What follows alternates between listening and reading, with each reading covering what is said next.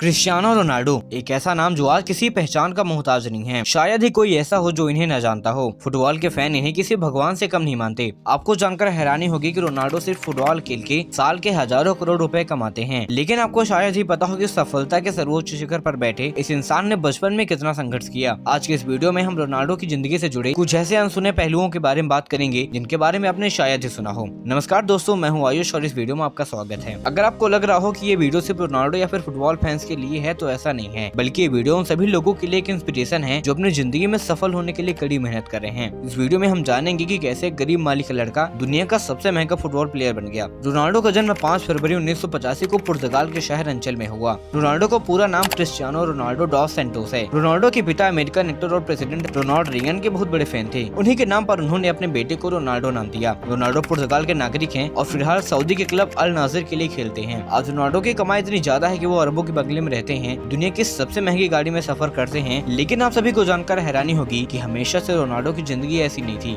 Ronaldo की यहाँ तक पहुँचने की कहानी किसी मूवी से कम नहीं है। बचपन के दिनों में रोनाल्डो अपने परिवार के साथ एक कच्चे घर में रहा करते थे। रोनाल्डो के परिवार में उनके अलावा उनके माता पिता, 2 भाई और एक बहन भी थी। उनके पिता पुर्तगाल में ही माली का काम किया करते थे। वे पार्क में पौधों की देखभाल का काम करते थे। रोनाल्डो को बचपन से ही फुटबॉल से काफी ज्यादा लगाव था। उनकी इस लगाव को देखते हुए सिर्फ 8 साल की उम्र में ही रोनाल्डो को एंडोरिना स्पोर्ट्स क्लब में चुन लिया गया। रोनाल्डो की मां मारिया बचपन में रोनाल्डो को क्राई बेबी बुलाती थी, क्योंकि अगर वो गेम में हार जाते थे तो वो मैदान के बीच में ही जाके रोने लगते थे। फुटबॉल में रोनाल्डो का दिल इतना ज्यादा लग चुका था कि केवल 10 साल की छोटी उम्र में ही फुटबॉल के सबसे बड़े स्पोर्ट्स क्लब ने उन्हें अपना मेंबर बना लिया। रोनाल्डो कहते हैं कि वो इसके लिए अपने दोस्त एल्बर्ट फ्रंटोल के हमेशा शुक्रगुजार रहेंगे। हुआ कुछ यूं था कि रोनाल्डो और एल्बर्ट एक ही यूथ क्लब के लिए खेलते थे। एक दिन जब स्पोर्टिंग लिस्बन के ऑफिसर्स उनके ट्रायल लेने के लिए आए तो उनका ये कहना था कि जो भी सबसे ज्यादा गोल करेगा उसे ही वे अपनी अकेडमी में एडमिशन देंगे। इस मैच में रोनाल्डो और उनके दोस्त एल्बर्ट ने एक गोल किया, लेकिन तीसरे गोल के वक्त कुछ ऐसा हुआ जिसने रोनाल्डो की जिंदगी हमेशा के लिए बदल दी। दरअसल तीसरे गोल के वक्त एल्बर्ट अकेले ही बॉल को गोलकीपर के पास ले जा चुके थे और गोल के लिए उन्हें सिर्फ बॉल को हल्का सा पुश करना था, लेकिन उन्होंने गोल करने के बजाय रोनाल्डो को बॉल पास कर दी, जिससे रोनाल्डो ने ये गोल मारा और एकेडमी में उनका सिलेक्शन हो गया। जब उनसे इस बारे में पूछा गया तो उन्होंने कहा कि रोनाल्डो मेरे से ज्यादा अच्छा खिलाड़ी है, जिसके बाद उनकी दोस्ती काफी गहरी हो गई। इस गेम के बाद रोनाल्डो को स्पोर्टिंग लिस्बन ने 15 पाउंड में साइन कर लिया, लेकिन ये क्लब पुर्तगाल की राजधानी लिस्बन में था, इसलिए रोनाल्डो को सिर्फ 12 साल की उम्र में अपने परिवार को छोड़कर लिस्बन जाना पड़ा। जब रोनाल्डो 15 साल के हुए तब उनके माता पिता को पता चला कि रोनाल्डो के हार्ट में एक गंभीर बीमारी है, जिस कारण से डॉक्टर ने रोनाल्डो को ज्यादा दौड़ धूप करने और फुटबॉल खेलने से मना कर दिया। उन्होंने कहा कि या तो उनकी सर्जरी करनी पड़ेगी या फिर उन्हें हमेशा के लिए फुटबॉल छोड़ना पड़ेगा। लेकिन रोनाल्डो को फुटबॉल छोड़ना बिल्कुल भी मंजूर नहीं था,